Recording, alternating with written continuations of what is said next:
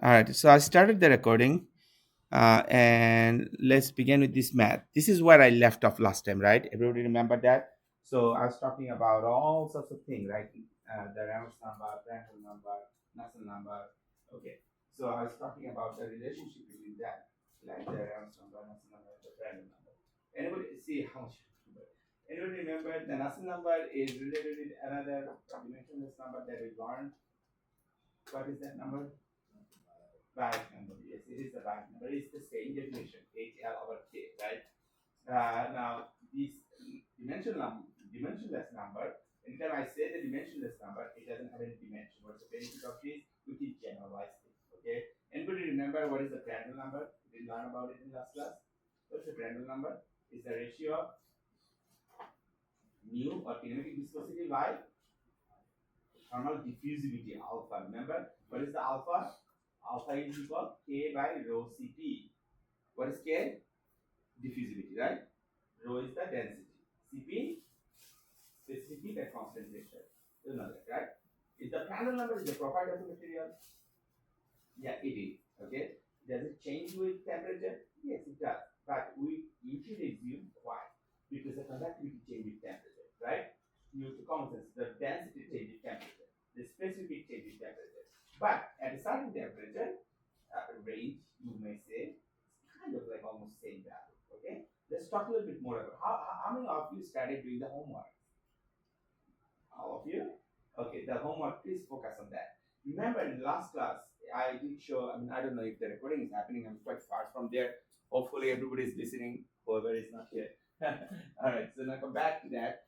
Everybody remember the boundary layer relationship, like the thermal and hydrodynamic boundary layer? How it gets replaced by the Prandtl number.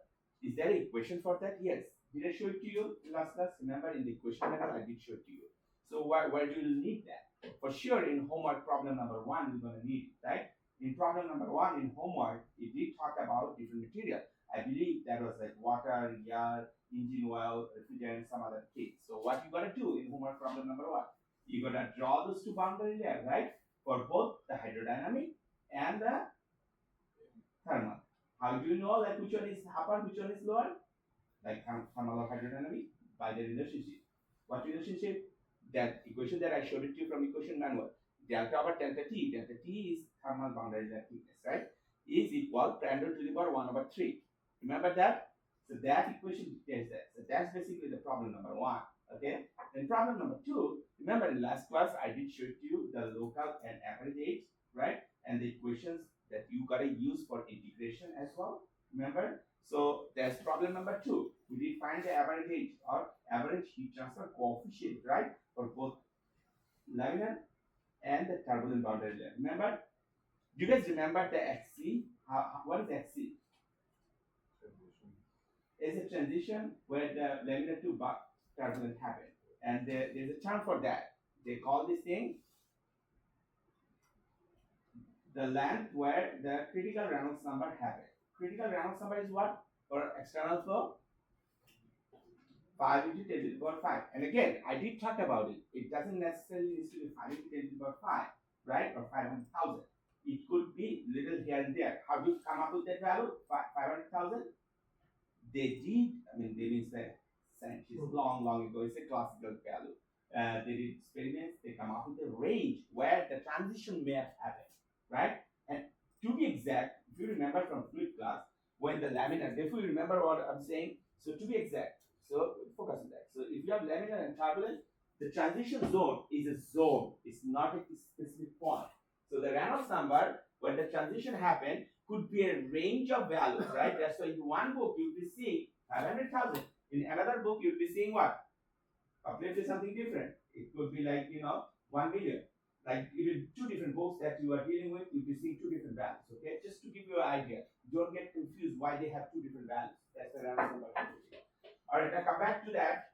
You see, I'm just kind of doing a quick review with the homework kind of thing. That's homework number two. Again, in homework number two, you have to find the average age for laminar. If you remember, for laminar, and then the turbulent average age. So you have the total age, right? So now here's the thing: you need to know when the transition happened. XC. How do you find it?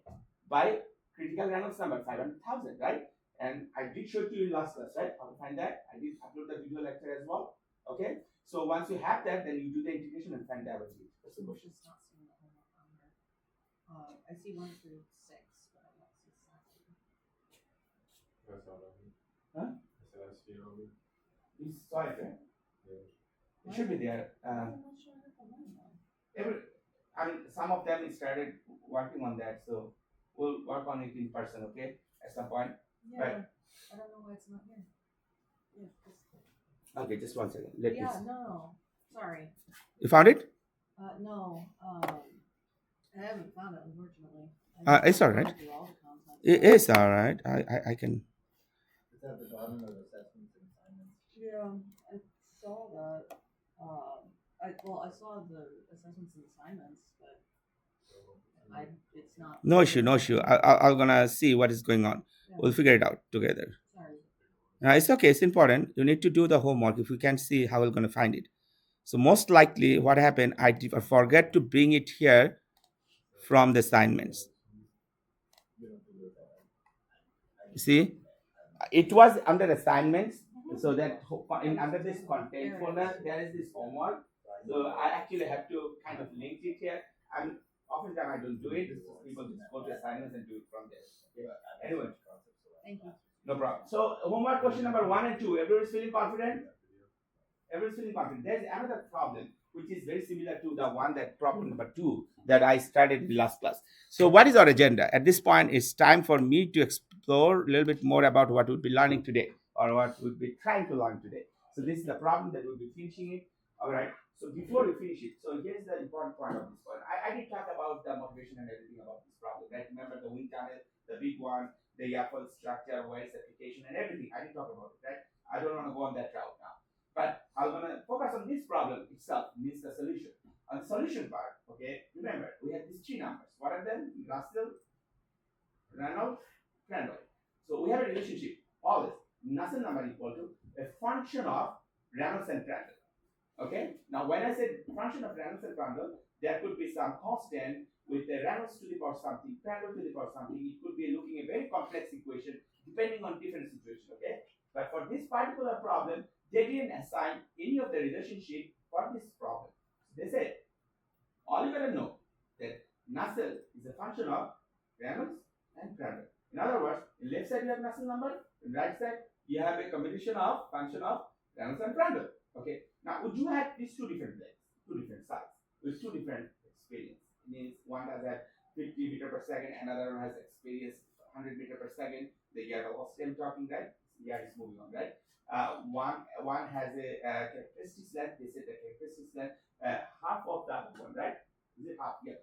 So one is like 0.15, another is 0.13, right, meter. And then they give you one specific point, a very important one. They said, you see, the shape of diffuse, just focus on that. You see, the shape of the YAPL structure, if it's big or small, doesn't matter. It follows the same pattern. As if like you are making it bigger, it's just come up with a big same shape. So they call the characteristics that follows for both of them same pattern. Okay, so that is so important, and that's somewhat written in the question as well. The temperature, the air temperature for both of them, that is coming on the separate time, right? You understand those happen in separate time, right? Separate experiment. Both air temperature is same, but the air velocity is different. Okay. Now we know from Reynolds number definition. What is the definition of the Reynolds number, like in terms of the variables? Like rho VD divided by mu. Remember that? So you see that V is the velocity. Everybody remember that? I talked about sometimes people use U infinity for V. Remember that? Okay, these are all things I talked, right? So many things I talked in the last class. So you see that velocity is different. One is half of another one. So definitely the Reynolds number is different compared to the one to the other one, right? Your common sense tells you, okay, if the velocity is different, and remember there is this rho v L over mu or rho v D over mu. There is 2 definitions for the Reynolds number, right? So rho v D over mu is for the circular tube, right? Diameter. Rho v L over mu is for external flow when the length is in concept. Okay? So this length for these 2 things is different. One is twice the other one. Okay? So you have 2 things changing. What? One is the velocity is double for one to another. Another is the length double from one to another. So for sure, you can say, if you're going to compare the ratio of the Reynolds number for these two conditions, right? So you can say the ratio of the Reynolds number is depending on the velocity. So it would be same. Why? You can see the small one has double velocity compared to the bigger one. The bigger one is twice the size compared to the small one. So this twice and half we're going to cancel out, right? And we have the same Reynolds number dealing here. And we're going to see it on paper. But I'm trying to give you our view here, okay? Reynolds number we understand. Now what happened with the Prandtl number? Are we dealing with the year? Yes, we are dealing with the year. So Prandtl number to say. So see, these are the thing important when we're going to extract this problem, okay? The Q value. Even if the H values are same, the Q value will be different because the surface temperature is different. You see that? Surface temperature of the square hole. One is what? 300, another is 400 degrees Celsius. So definitely the Q is what? H A multiplied what? Del T, right? Del T will be different. Del T is what? The air temperature minus the surface temperature. Everybody now got the idea what we're trying to find here, by the way? We're trying to find the heat transfer rate from the Raja blade, or Q2. Okay? Can you solve it for yourself? Maybe not. This one is a little bit challenging, okay? So once you're done with this problem, then you should be able to deal with the homework number 3 problem with no issue at all. So this is our first agenda for today's class, okay? The second agenda would be just go through the equation manual, right? I'm going to go through the equation manual with you guys, all of you, okay? And possibly, we're going to talk a little bit about some more math. So we can start solving some more of the homework number 8, okay? All right, moving on. So let's start. So givens. I'm gonna do the givens here. Do you want me to read through the problem again one more time, everybody? No, everybody is familiar with the problem, right? I did talk about everything. Okay, perfect. So givens. Everybody, you may want to start that taking class note right away. Okay, so you have these two different blades, right? I'm gonna write it next to each other. So the first one is 0.15 meter and second one is 0.3 meter. You see that? These are the length that I'm talking. All right, so then the surface temperature 300 degrees Celsius, surface temperature 400 degrees Celsius. The Q1 from blade 1, so these are the 300 and 400. Okay, for blade 1, the Q1 is given. So blade 1 Q1 is given. So this Q1 is given as 1500 watt. This Q2 is not given and you have to find it, right? So these are the blade characteristics, okay? You shouldn't write it in the givens, but I'm doing it just to give you understanding. Okay, so for ER, let's see what are the properties given for these two different experiments, right? You see, these are two different experiments, right, Matt? You understand? These 2 times they're doing 2 different experiments for these 2 different blades, right? All right, so for ER property, they said like, okay, the ER temperature is T infinity, which is same for both of the cases, 35 degrees Celsius. But they said like, you know, the velocity for both cases are not same. So they said the velocity would be 100 meter per second and 50 meter per second. Okay. And there are some assumptions. Let's see how much you remember about the assumptions. Okay. So any assumptions that you'd like to make without any confusion question, is it a transient problem or a steady state problem? It's a steady state problem. With time, we are assuming nothing is changing. The temperatures or anything, they didn't say like with time this temperature is changing to this or that. Okay, so steady state right away. SS means steady state. What are the other properties? Hardly watch the video lecture end of the class. Okay, you miss so many things. So what are the other properties? Anybody can think of anything? Can we write constant properties? We know those properties are varying with temperature, but we can assume that to make life simpler. Okay. When I'm saying the properties, the Prandtl number is one big property here that would be using that. Okay. Huh? How is the steady state? Or how is constant? Yes.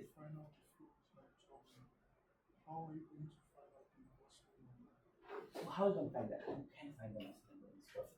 We're going to find, we know that relationship of Reynolds Prandtl is with Nusselt number is a function, right? So we're gonna write in such a way because both plates follow the same characteristics. So we're gonna do the ratio of that. Okay. So that way we can kind of have an idea that the constant and other things will kind of goes away. Okay. We'll see it shortly. Just hold on there a little bit more. Okay. When we're gonna start solving the constant properties. Everyone understand about the constant properties, right? Why I'm saying is constant properties again? Because of the Prandtl number, okay? There is the other stuff as well. The surface area is proportional to the characteristics length. That is so important. So you see, on those two blades, they have this L1 and L2, okay? Matthew, remember like when we did solve this chapter 5 or transient, like last exam, right? The Banach number, you have used the LC. How do you find the LC? It was like something to do with the volume and the surface area. Yeah, shape, right? Volume divided by surface area. Yes, Steve was absolutely right. So you see, this characteristics length, if you have these two blades shapes are same, we can say this area for them are proportional. You make sense? Okay, so that one is the assumption that we are making. We really don't know whether we are perfectly matching. One is smaller and one is bigger, right? Okay. Sometimes you've seen like daughters like same as like mom, like same same face, right? So something like that, or son is same as like dad, right? People see that all the time. All right, so something like that. So surface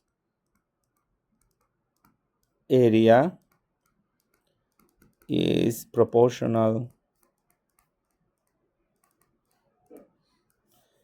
to characteristics length.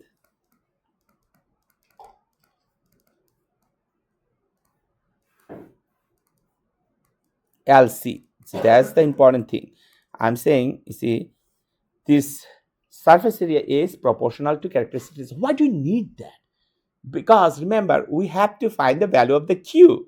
And this problem is really interesting. Once you're going to solve it, you're going to really enjoy. Okay, because you see, nothing is, as Defo was asking, I don't know the relationship of Nusselt, Prandtl, and the Reynolds, right? How can, so we have these two different situations which is analogous to each other. So we can do the ratio. The same thing is for Q. Okay, so when you're going to try to find the Q, you're going to bang your head. Okay, I don't know the surface area. How going to find the Q? Because the Q equation is what? HA multiplied del T. We don't know the A, but we know the ratio of the L. That will going to give us some clue. Okay. All right. So what we're trying to find? Q2, right?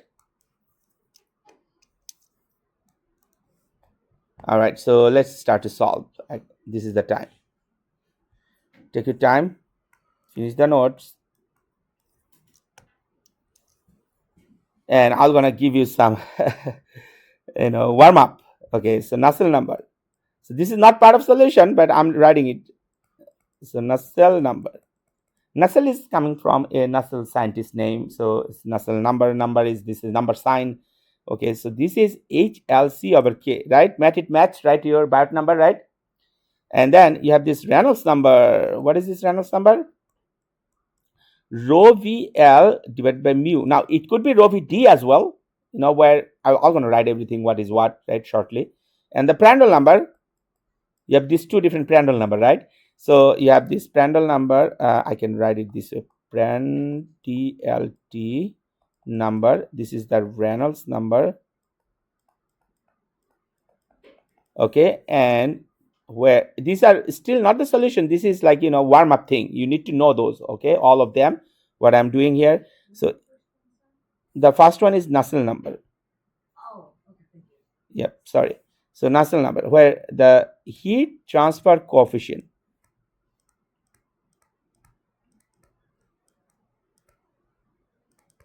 is H. Okay, density is rho. Velocity, I'm writing it for one time only. I won't be writing it every time, every day. Okay, just make sure you are with me. I know most of you know it already, but I got to write it anyway. So the viscosity, there are two different kinds of viscosity. Is it a dynamic viscosity or kinematic viscosity? This mu is dynamic viscosity. Okay, nu, there is another thing. Nu is the kinematic viscosity. I'll talk about it also, because in some book you won't be seeing mu in the appendix. You'll be seeing new. Okay, so you gotta deal with that. So viscosity. Let me write the whole thing. So dynamic viscosity.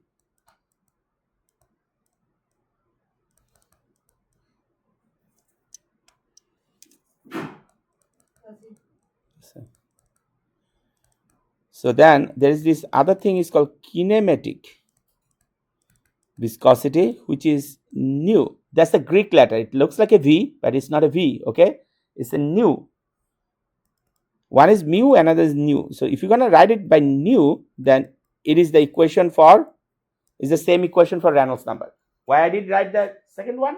Some book, as I said, they don't have mu, they had nu. Okay, in the appendix.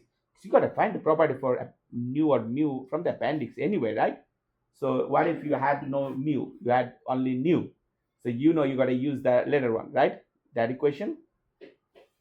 I guess that is like comprehensive. Okay, there is nothing I'm missing. I mean, only thing I'm missing here, the Prandtl number, which you don't by the way have to use. You always most likely get the values from the appendix. But if you'd like to know a little bit more about Prandtl number, like last class I did talk about it. Remember, which is nu over alpha. Okay, where alpha is what? Thermal, and this part is extra. What I'm doing now, thermal diffusivity, because you would be getting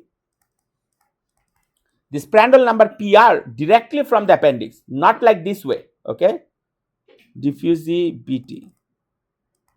Okay, so this alpha can be written as K over rho Cp, where K is the thermal conductivity and this Cp is what? Specific. Sp dot means specific heat at constant. CNST dot means constant pressure. PR double is S means pressure, right? That's the Cp. Now the Prandtl number thing, anything that I write is the extra. Yeah, sorry. The Prandtl number, anything that I write extra. Okay, I did write it in last class as well. I'm doing a review. Prandtl number. Every time you'll be getting the Prandtl number value from the appendix of any book. In Propera, Sanjay, doesn't matter. Every book has this Prandtl number. Every book has these properties like that. They call thermophysical property. Okay, remember that term. It's a keyword. Thermophysical property. What are those? This rho, Cp, mu, K, all those properties along with the Prandtl number, you'll be getting it in the table in both Sanjay and in Propera. Both the table, I uploaded it where? In Brightspace. You have it over there. Okay. Everybody have the book as well, right? Perfect. So we are now ready, officially ready, to deal with this critical problem. Okay. And so done, then I'm going to talk about the solution question management. Very important. I'll take your time. Gary, ask me a question if you have any. Just think hard. If you have any question, if you don't have any question, you are actually with me now. Again, Matt, remember the Nusselt number, the function of Reynolds number and Prandtl number. Okay. So when I'm saying functional, it could be like some constant with the Reynolds to the power something, Prandtl to the power something. It could look like a very complex algebraic equation, but it's a solvable algebraic equation. It's nothing to scare, right? It's just you gotta plug the values or calculator or computer can do that. Why do you care about the Nusselt number? Anybody can remember in last class I talked about it? Do you remember in let's start the semester, okay? Would you care about only the Nusselt number all the time? Keep it in mind. Would you care about the Nusselt number because Nusselt number has H, right? You have seen that, right? H, convection coefficient. What H can give you? The Q, right? That's what we're trying to find, right? The heat rate. In this class, it could be heat flux, heat rate per unit length, but it is a heat rate at the end, right? And heat rate happen when?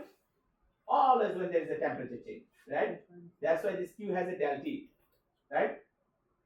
No matter you're dealing with convection, convection, or radiation, there is always a del T, change of temperature. Heat transfer only comes when there is a change of temperature.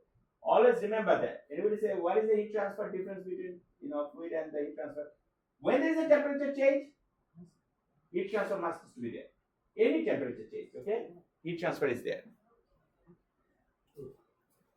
All right, now actual solution, okay? So these are the solution, but not the actual solution. So the Nusselt number, therefore this is your question answer. So Nusselt number is a function of Reynolds number and Prandtl number. Now we do have these two different blades, right? So can I write it? So for the first one with the subscript 1, and for the second one subscript 2. Now tell me something. Why did I write this bar on the top of NU or Nusselt number? Because it's an average Nusselt number. Very important.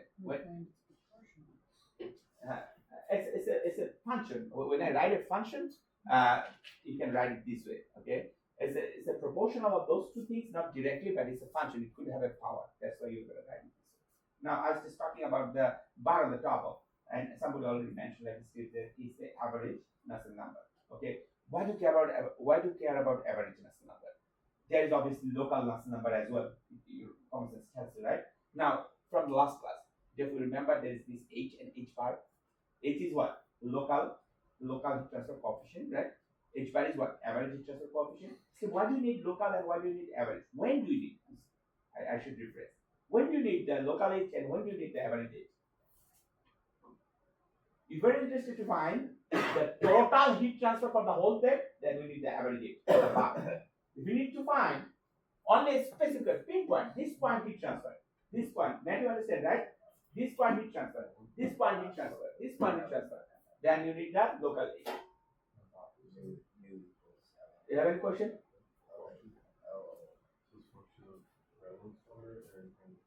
It's a function, Fn, okay? It's the Reynolds and Prandtl. RE means Reynolds, PR means Prandtl, okay? And 1 and 2 are for two different plates. Everyone understand the local and average thing, right? That you understand that is so important, like the H bar, average Nusselt number, local Nusselt number, average H, local H, right? And why do you find it? Okay, perfect. Because in the next homework that I'll upload it today, where you gotta deal with this average H and local H, okay? And the homework number 3, sorry, exam number 3 that is coming, okay? Remember, I won't be taking class next week, Thursday. I did talk about it, right? Before, because I'll be in a conference. Okay, so the exam will be next week is like week 12, right? Week 13, day 1. Okay, let's do it this way. And the review, I don't know how much review I can do. Oh, no, maybe let's do the exam week 13, day 2. And there's this thing. In next class, we'll talk about the project. Okay, you guys should be finishing the project by next week. So you can deal with the exam on week 13. And final exam is take home. I did talk about it, right? So final exam, you have whole week 15 to deal with that, okay? You don't have to worry. So that's how you're going to sort it out. Yes? You probably covered this in syllabus, but I don't remember. Is the final cumulative? No. Okay, so it's just the last 2 weeks of material. Yeah, final would be like very short stuff. So like, the exam 3 would be that these things that you're seeing now, and the thing that I'll be covering today, like question manual and some problem in next class, okay, and the new homework number 8. Homework number 8 you are doing now? 7. So homework number 7 and 8 would be for exam number 3. And there will be, that's for external flow only. Okay, there is an internal flow chapter as well. I'll probably cover it in 2 days. And there will be a little bit of radiation. I'll probably cover it in 1 day. So that would be in final exam. And that is take home only. Yeah. What day did you say the final was? Sorry. Final? Yeah. The final would be, internal flow and the radiation, okay? That would be, I'll probably cover only 3 days for final exam. Oh, When it's take home. Oh, it's take home. Yeah, exam 3 would be in week 13. Okay? This is week 11 running, right? Yeah. So week 12, 1 class is missing. I'm going to upload the video lecture. Make sure you watch it as well, right? This is week 11. We have 3 weeks left. No, this is week 11. Oh, It's week 11, right? I shouldn't do a mistake. I don't know. All right, moving on, right? We gotta deal with so many things. So, okay, one by one. So the Prandtl number for these 2 different blades, can I write them same? I'm writing it same anyway. Why can I write them same? Anybody can? Yeah, Prandtl number is for the error. You don't understand. What's the definition of that? A over. Yeah. That's the thing. Always remember, Prandtl number is for fluid. You do know that as the first time you know. So Prandtl number is for fluid. What kind of fluid is flowing on the top of the blade? Therefore, is the air, right? So is this the same air is flowing on the top of the first blade and the second blade? You may say no. How do you say that? I mean, there are two different velocities, right? But there is the same temperature. You know, the definition of the Prandtl number. Take a look on that. It has what? K, rho, Cp, and what? Huh? Oh, you said yes? I'm sorry. So you see, yeah, you take obviously understand. So the Prandtl number. What is the definition of the Prandtl number again? It is like, you know, mu, which is like rho, mu, okay, Cp, K. All of them has nothing to do with the velocity, but everything to do with the temperature, right? The temperature is same for these two blades, right? So we can say like those Prandtl number is same, right, for air. You understand?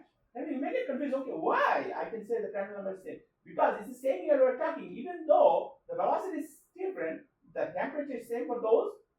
So the property values for anything for Prandtl number is not going to change. Even if the temperature is different, we will still assume the Prandtl number is same because the variation with the temperature of the Prandtl number is so tiny that we can ignore. We can put it in the assumption. Prandtl number is not changing that much with the temperature. Okay, that could be an assumption. You understand? But in this case, it's the same temperature. We don't even have to say that. So that's for the same year for both of them. So I can write the Prandtl number for both of them are same. Okay, so that's the basis. I can't write any of this thing what I just said, but you got to understand what I just said. Okay, so here, what else? So like you have these two different blades, right? So blade one. Oh, I'm sorry. So blade one, and blade two. When I'm saying blade one, blade two, you know what I'm referring by turbine blade, right? Okay, so then on the turbine blade, the Reynolds number 1, Reynolds number 2. I'm going to write Reynolds number 1 and you should be able to write the Reynolds number 2 by yourself. Can you do that? You should be, right? Can you write the Reynolds number 2 equation? All you got to do is just change the subscript from 1 to 2, right? So do that. And then I'm going to rewrite this Reynolds number by V1 L1. I'm just writing this mu by rho. I did it before, but I'm just redoing it. I would say V1 L1 by mu. What is this mu again? Kinematic viscosity. You guys have to know it, right, by heart when I'm saying something like this. Okay, so then can you do the same thing for the Reynolds number for blade 2? You should, which has like rho V2 L2 divided by mu. And again, this is the new V2 L2. This is the Reynolds number 2. Now, by comparing that, you see the velocities V1 and V2, L1 and L2 characteristics lengths are different for these two different Reynolds number, but the nu or the kinematic viscosity is the same, right? What does it tell you? It tells you that the Reynolds number for both of them are same. The way you can say it, you would like to plug the values. So like the velocity is for blade 1, 100 meter per second. The length is 15 meter. And then nu. And this Reynolds number 2 would be what? This 50 meter per second. And this one is 0.3 meter. Now compare them and tell me if I can write this like this. Can I write this? The both Reynolds number. I did talk about it before already, right? Now, you see, I did put a wiggle sign on the top. That is almost equivalent, right? There's the sign is for why? Because of the nu, right?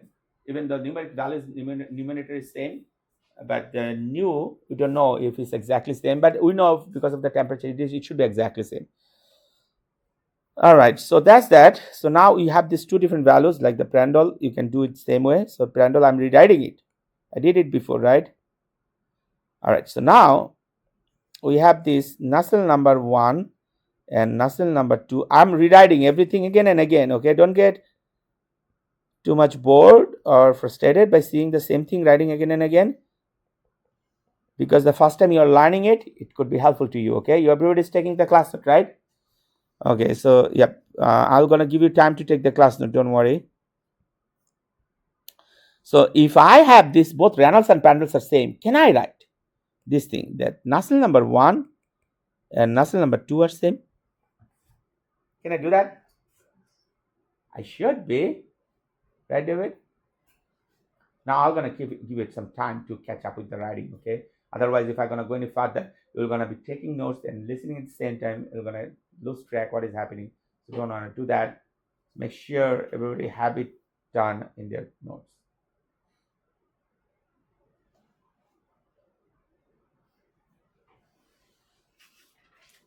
You know, even though we don't have the OneNote recorded, even though we don't have the OneNote access like before, but you have the video lecture. Anytime you are confused with any of these things, just go to the video lecture. You have everything, all the access, right? It's in Brightspace. You know the video lecture. Everybody know the video lecture, right? It's in Brightspace. It's a YouTube link for every class. Okay, with the subtitle. But you understand why the Nusselt numbers are same? See, the Reynolds number is same. You agree? By looking into it. I'm now giving time. Huh? Yeah, the number is the same. So the Prandtl number, I did talk about it. So can I say like the Nusselt number is the same? Okay, I should. I'm now giving time everybody to take the class notes, okay? So everybody can catch up while I'm talking. Okay, so what about the definition of the Nusselt number? So can I write this HL1 over K1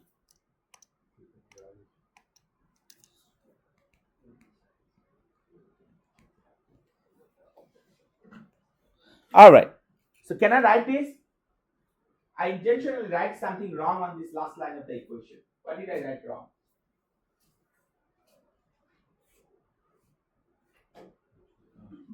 Huh? H bar, yes, H is the average. That's what you're going to do because you have the Nusselt number average. Why do you need average? For the whole blade, okay? Not like in pinpoint, not in local H. You need the average H. Remember that. So we're going to put a bar on the top of the H, okay? Everybody understand this? So you got to put a bar on the top of the H for both cases. Now you got to put like obviously H1 and H2, those two subscript as well, right? All right, so then this K1 and K2, can I say those are same? Why? Because these are the thermal conductivity of what? Like the blade or the ear? That's the trick question and very important one to understand. Is the K is for thermal conductivity for the blade or ear? Blade is a blade? Is a blade also? Anybody?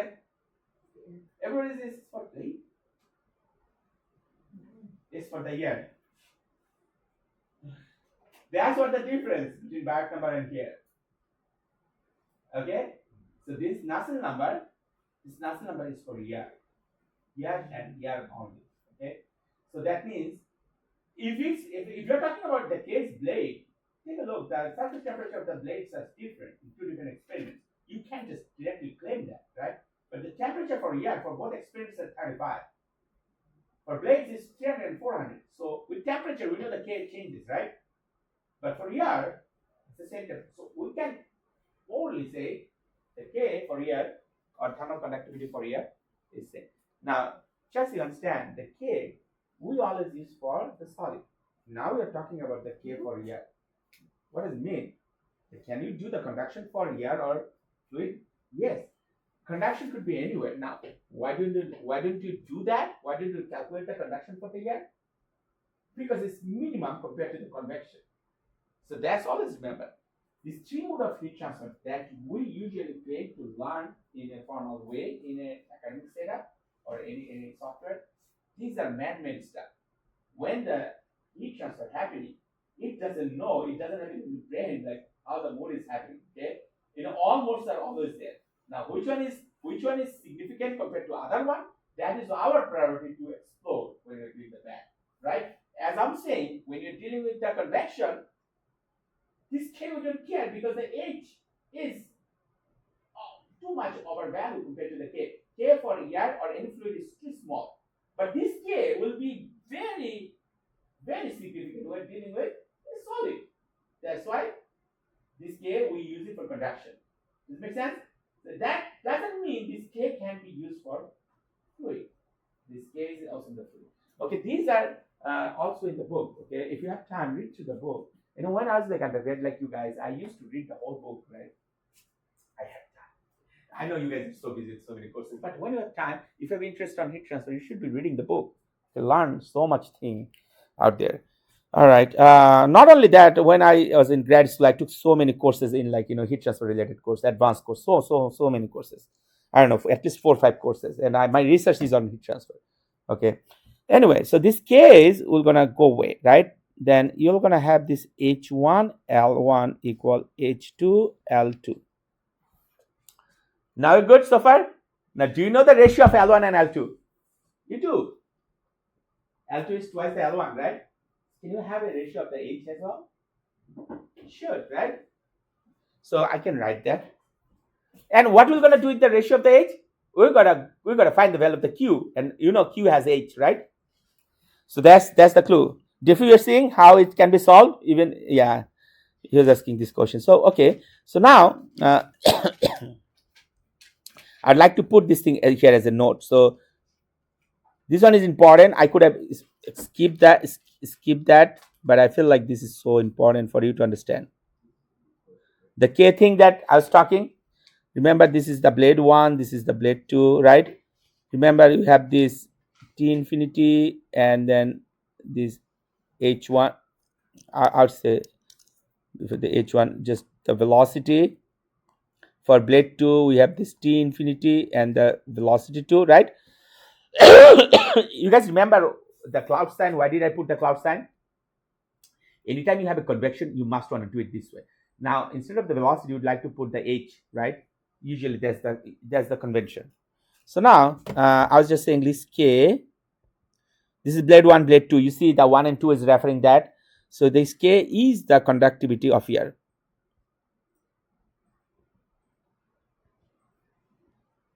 You must want to take the notes of this, even though I did talk about it quite some time, but maybe you're going to forget. Okay.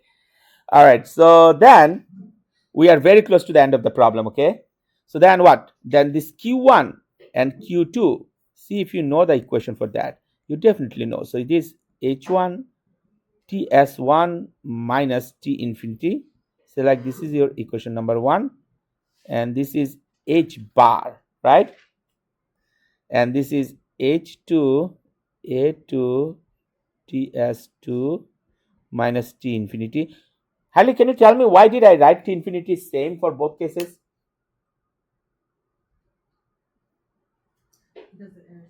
Because the air temperature is same for both cases, right? All right, so the TS1, TS2 are the surface temperature for these two blades. Those are different, so I have to write it that way. H1 and H2s are different, right, Defu? So you got to write it differently. And don't forget to put the bar on the top of that.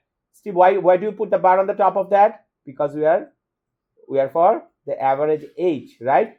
Or the average Q. We don't care about the local H or local Q. So if you're going to write them like equation 1 and 2, can I do it this way? Like equation 1 divided by equation 2 and see what happens. So you have this Q1 divided by Q2 and you have this H1 A1 TS1 minus T infinity H2 A2 TS2 minus T infinity. Okay, can I write this? I'm not doing anything fancy. I'm just rewriting everything. Okay, Matt, you're taking class note? Good. Okay, you're gonna hard to catch up if you don't do that. Okay, because I'm gonna give you times to take the class notes. If you don't take the class note with me, and then we all have to wait. Okay, so now from this point on, I want you to find the value of Q2. See if you can do that. Okay, in next 5 minutes. By 12, I'd like to get the Q2 value from you. See if you can do that. I'd like to give you a clue again. These A1 and A2 ratios are same as L1 and L2. I did talk about it before, right? Do you know the value of L1 and L2? You should. You have the ratio of H1 and H2 in terms of L1 and L2 already, right? Just plug everything, get the value of Q. What is the Q value? I'd like to see if you have a Q value already. What Q value? Q2 I'm talking, I'm sorry. Because Q1 you already know, 1500, right? You have a Q2 value? 1000? I have 2066 what? 2066. You got 2066? Logan, did you check that calculation? I double checked myself as well. No, your son is correct. Oh, I double checked the answer. yeah, no, your son is correct. 2066. I'd like to see if you got 2066 by yourself. That means you understand the problem by yourself, okay? Everyone.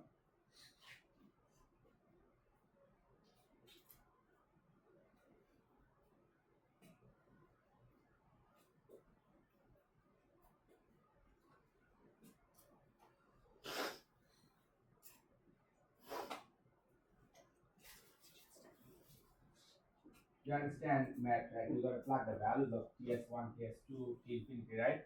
Yep.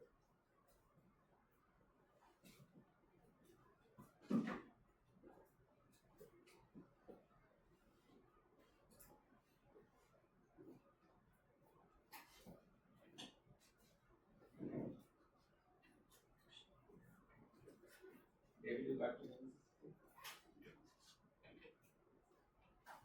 Alright, so the next thing, if you are done with 2066, those who are done, I would like you to open the equation manual from the Brightspace, all of you.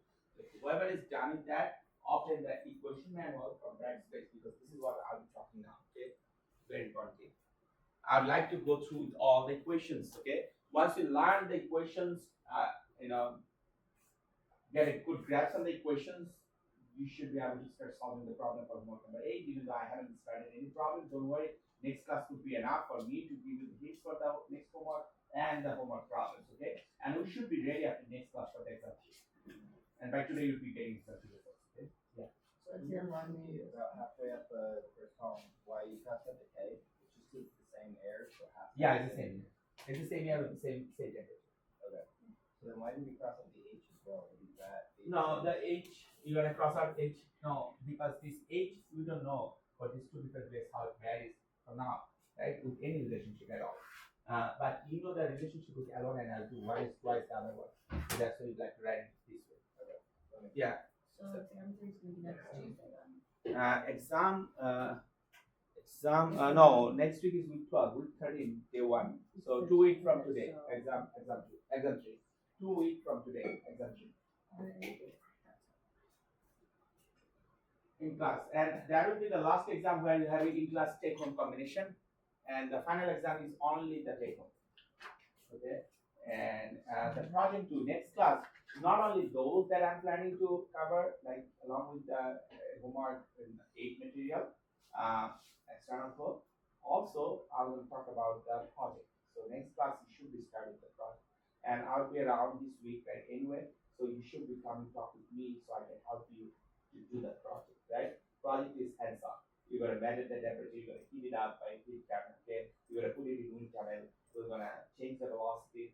So many things you can do. It's an exciting project. Every year students like it. I hope you guys are gonna like it as well. Let's see. Okay, how can. And you can split up into 2 groups, right? The whole class. And everybody have to submit the report anyway, even if it's 2 groups. 2 groups is for 2 days. Okay? So that everybody doesn't have to come separately, you can come together and then I'm gonna help you. Okay. I'm gonna help you get the data, so don't worry about that as well. Okay. And I'm gonna give you hints and everything, how to do the calculations. And by the way, you already know how to do the calculations because that's part of exam 2. Okay, the project. Okay, transient heat transfer. In other words, you'll heat up something, you're gonna wait for the log to cool it down. Everybody got the value yet? Okay, so let me do that, and you can match it to yours. So you have this this ratio, right? And then you'd be writing, okay, so this Q2. You know what? I would be writing this a little bit differently.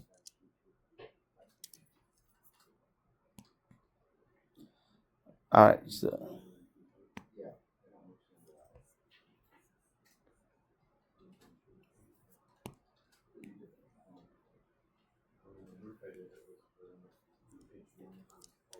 Yeah.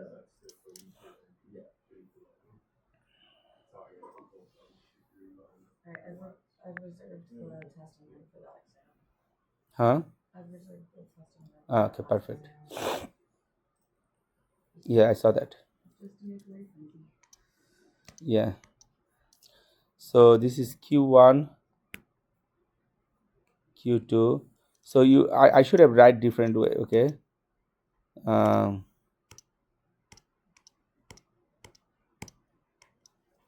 So this is H2, A2, TS2, H1, A1, TS1, right? And then this Q1 can be rewritten in the other side. This Q2 would be Q1, right? Everybody got it so far? So then this H1 and H2 ratio, so H2 over H1 multiplied this A2 over A1, and then multiplied this Q1, TS2 minus TS1, TS1 minus, sorry, T infinity. This is T infinity, and you know this H2 over H1 can be written as what?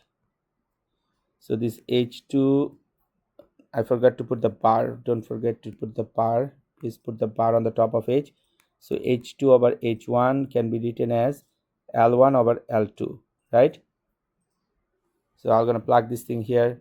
So this one would be L1 over L2 multiplied by L2 over L1, right? So see what will happen. This will gonna all cancel out, and then you have this Q multiplied TS2 minus T infinity, TS1 minus T infinity. So this is Q1, okay, and then Q1 is 1500 watt. So this one is 400 minus 35. This one is 300 minus 35. Whole thing is degree Celsius will cancel out up and down. So you're gonna have this 2066 watt. That's your Q2 and final answer. So Q2. Okay. Everyone understand this? I guess everybody have the notes already. I give you enough time, right? You have the notes. Everybody have it. So to give you a quick overview within a minute or two, what happened here? We did compare two different blades, right? So many things happened. First of all, we did learn about the Nusselt number, Prandtl number, and Prandtl number and the Reynolds number. So we use the Reynolds number for the external plate, or we use the definition of L instead of D or diameter. And then what we did, we found the ratio of the Reynolds number for these two different blades. We found those are same. We claim the Prandtl numbers are same for these two different blades because it's the same year that we are talking, right? With the same temperature, 35 degrees Celsius. So once we had that, we know the relationship of Nusselt equal Reynolds and Prandtl, and then we compare them to find the ratio of the average age, okay, in terms of L1 and L2. L1 and L2 values we know, those are characteristics length, and then we find the ratio of the Q1 and Q2 by using the Q equation, which is HA del T. And then we found finally the Q2 value by doing some computation, which is 2066 watt. Okay, that's the whole problem. Any question? And now you should be able to deal with homework. Okay, homework that you are doing without any issue. With this, out of 4 problems, the 3 problems I did cover here, directly or indirectly. Okay, Harley, you got it? You can solve. Okay, all right. So now the equation manual. Okay. Okay, so there's this equation manual. Don't worry about this writing because these are all fresh copy in Brightspace. You want me to show it in the Brightspace? Oh, you guys are good. I mean, I'm not going to write anything on Brightspace. These notes are important for you to understand due to time constraint, but I'm going to show it to you quickly where it's in the Brightspace that you can find it, okay? So everybody's in the same page. So I know maybe all of you had the access, but those who are not here watching the video lecture may be wondering where is in the Brightspace that I'm talking, right? So you want to go to the course for sure, heat transfer, and then you want to go to the content. Matt, you have seen the equation manuals before? Yeah. All right. So this conduction and convection. You would like to open the convection. So all the equations that I was talking so far, or I had it, is here as well. Okay. Now I'm gonna come back here. This is the same thing, right? And I'll talk a little bit more here. Okay. All right, I'd like to keep those notes. This could be helpful for you to understand. I'll talk more about that, but let's just start one by one. The first one is Q equal HA del T. That one everybody understand. Everybody now understand, have a good grasp of H and H bar, right? Local and average. The same thing is for Q, like local Q and average Q. In the question in exam, in exam and in homework, you would be asking, you are asked to find the value of the local Q and the average Q all the time. You got to understand, you got to find the local H and average H whenever you're trying to find those two difference, right? Like the local Q and average Q. This H, I did talk about it in last class, and this one I did talk about it. Remember, this one is called hydrodynamic boundary layer. So this is delta, right? Harley? So delta and delta T. The difference is, I did talk about it, like the hydrodynamic and thermal, okay? And this is the relationship, okay? Delta over delta T is Prandtl to the power 1 over 3, right? Would like to use your brain a little bit? All right, let's see. So if you are dealing with a Prandtl number which is less than 1, you guys know the Prandtl number value for year? Those who started homework, maybe you do know that. The Prandtl number value for year is around 0.7. It's to be exact 0.67 or something, okay? See, if you assume it's 0.7, it's less than 1, right? So if you're trying to find the Prandtl number power 1 over 3, okay, for a fraction number, what value are you going to find? Do the math. So 0.7 to the power 1 over 3 or 0.7 to the power 0.3333. See what the value you're going to get. 0.7 power 0.33333. 1 over 3 is 33333, right? 0.3333. 0.88 as the important number. So I'll gonna example 1. Yeah, Prandtl number I'm assuming, okay, 0.7.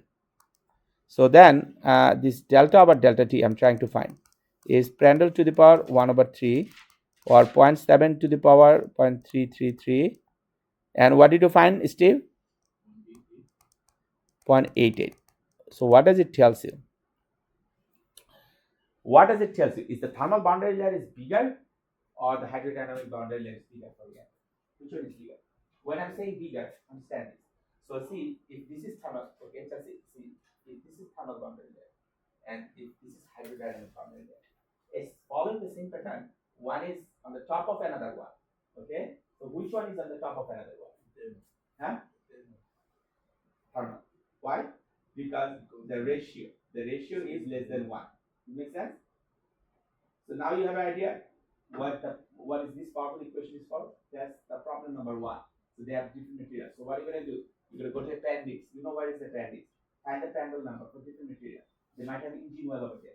Find that engine oil Prandtl number. They might have a refrigerant. Find the Prandtl number for the refrigerant. They might have a water. Find the Prandtl number. By the way, water Prandtl number is more than 1. I forgot 12 or 13, something like that. Way higher. So for water, which boundary layer is higher? Hydrodynamic, thermal. So these are the things.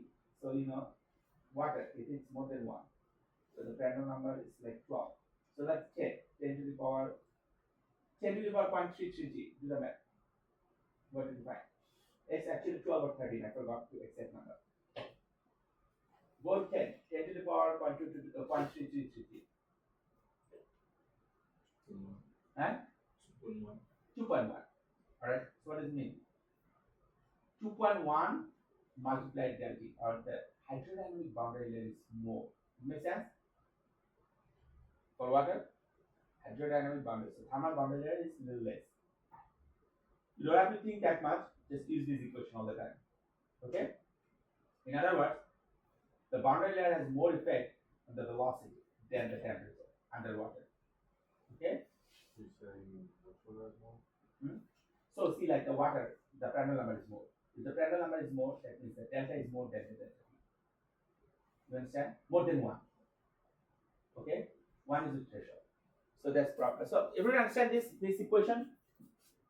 Now you can deal with the problem number 1 without any issue, right? Okay, perfect. All right, moving on. All right, so then these points are important. So I'm gonna take it out. Okay, so this one, okay, so this one, you see, this one is from fluid mechanics. Okay, so why do they have this REX instead of REXC? What does it mean? It means, take a look here, man. You see, when the boundary layer goes, it goes like from here to like this and this, right? So every point of the plate, the thickness is different, right? Make sense? So if you try to find the delta value at any point, just to see what I'm saying, you try to find the delta value at any point, right? You just need to know what is the x value from the starting leading edge. They call leading edge, right? What is the x value at the leading edge, right? So then you plug the leading edge value and you find the delta. Or in other words, how far it is up from that side of the boundary there, right? You see that? What I'm showing? Understand? And if you have this XC, that's for the critical where the transition happens. Then you should see delta C instead of delta. That's all the subscript, the way people say it different way. All right, now that we're done, this is up to this. We actually learned it before, okay? This is the new thing that we started now. Okay, that's the question. Therefore, just I don't know the relationship of Nusselt number, Reynolds number, and the Prandtl number. How do which equation to use? What is the relationship? This is the relationship. Now, is this the relationship every time we'll be using? No. This is one of the relationship and one of the conditions that we'll be using. What condition is this? As it says here clearly, isothermal flow over isothermal flat plate. Now, is it same as like this table that you're seeing in the book? No. I made this table for you guys. So in the book, when we're gonna start to read, you see equations are all over the places, right? But I did sort out different tables for different categories. So you understand it better, okay? So now I'd like you to focus on this title of that table, each of the table. Try to understand it. Okay? The first category says, the first table title says laminar flow over isothermal flat plate. Do you know what is isothermal means? It's temperature. Iso means same. Okay, it's a Greek word. Thermal means temperature. Isothermal means temperature is not changing. In other words, if you have a plate, like this plate, do you feel like therefore the temperature here and here is different now? No, it's the same, right? So how would we apply for this table here for this same temperature table? Say like Chelsea bring a hot gun, right? Or heat gun or blower. She put it here, right? So heat transfer will definitely happen. But this plate temperature, is it same? It will be different, but initially we can assume the temperature is same initially, right? Steady state condition we can say. But the air temperature should be different because of the blower. So we can use this equation for this scenario. When Chelsea bring a hot gun and and you are trying to measure the temperatures by the thermocouples, right? You understand? So this is this scenario, constant temperature flat plate. And the question is, how do you know it's laminar? How do you know it's laminar only? Because this term is for laminar. How do you know that? You don't know. You have to find the Reynolds number critical, right? You have to make sure that the Reynolds number critical 500. When you're going to find the Reynolds number for this table, right, people? You're going to make sure this Reynolds number that you find for this table is less than what? The 500,000 or Reynolds number critical. You understand that? Then only you can use that. Now, assume you don't have the Reynolds number. You don't have the Reynolds number smaller than the critical Reynolds number. You have it more for this plate, right? How do you calculate the Reynolds number, Logan? By doing the calculation rho VT or rho VL divided by U, right? This L is bigger. So the Reynolds number is so big. So it's no longer laminar only. It has the mixed layer. They call mixed layer. Some layer is laminar, some layer is turbulent. Okay? And we're in this situation. Can you use this table? We can. You see? Why? Because we now have a mixed layer. And which table we got to use then? This is the table. Turbulent flow over the isothermal flat plate. Okay? And these are the equation. You see the mixed boundary layer? Everybody see that? Average Nusselt number. These are the equation that you're going to use. Now, we don't have time to deal with all the details in next class. And I think we have done enough for today's class. But in next class, we'll be talking a little bit more of these equations, right? These are the two things for you to think about. Before you come to the next class, I'll urge you to review the question manuals, okay?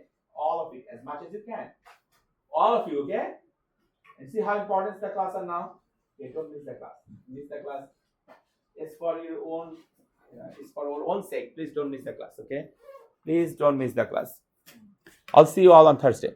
I forgot to tell you, Isaac broke his foot. Isaac sent me an email. Oh, okay, good. Yeah, The weather okay. didn't make sense. Yeah, I feel bad for him. Yeah, I you sent watch him. the videos. Yeah, he'll watch the videos. He's a good kid. I'm confident that he'll. Videos are really helpful.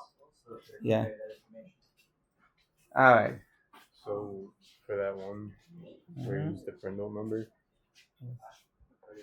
you said the food one was higher. So if it's 0.73, that's for year, right? For sure. So then the value is 0.9, right? Yeah. So delta over delta t, take a look here. So you have delta over delta t for year, right?